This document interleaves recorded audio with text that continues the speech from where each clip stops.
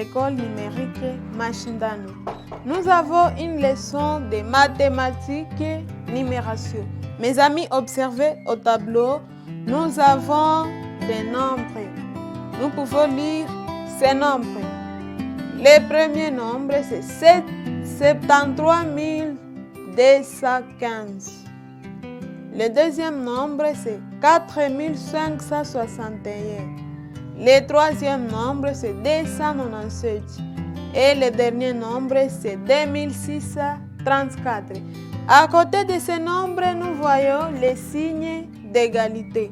Ce signe veut dire que nous allons déterminer la valeur absolue de chaque chiffre qui est dans ces nombres. Donc aujourd'hui en mathématiques numération, nous allons parler de la valeur absolue d'un chiffre dans un nombre.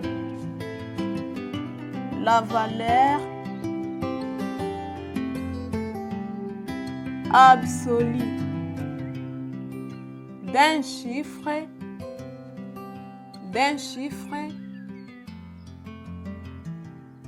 dans un nombre.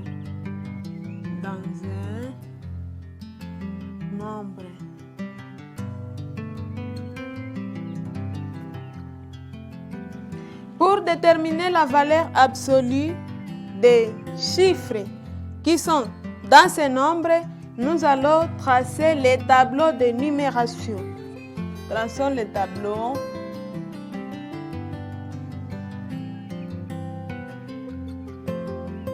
Nous avons la case des unités, dizaines, centaines, unités, millièmes, dizaines, millièmes, centaines, millièmes. Et quand nous plaçons les nombres, nous commençons toujours de droite à gauche. Nous avons 73 215. Nous plaçons ces nombres dans les tableaux de numération. Nous avons ici 5, 1, 2, 3, 7. Alors nous allons déterminer la valeur absolue de chaque chiffre qui se trouve dans ces nombres. Nous avons donc 5 unités, 1 dizaine, 2 centaines, 3 unités millièmes et 7 dizaines millièmes. Nous plaçons le deuxième nombre dans ce tableau. C'est 4561.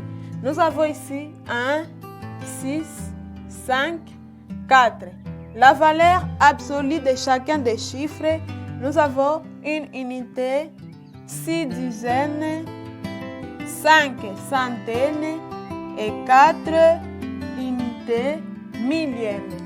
Mes chers amis, comprenez que pour trouver la valeur absolue d'un chiffre qui se trouve dans un nombre quelconque, il faut d'abord tracer les tableaux et par après vous placez les nombres dans les tableaux et là vous aurez la valeur absolue de chaque chiffre qui se trouve dans ce nombre. Comme exercice, vous allez travailler la troisième et la quatrième question. Merci de nous avoir suivis. Cliquez sur le bouton exercice pour vous évaluer. Merci.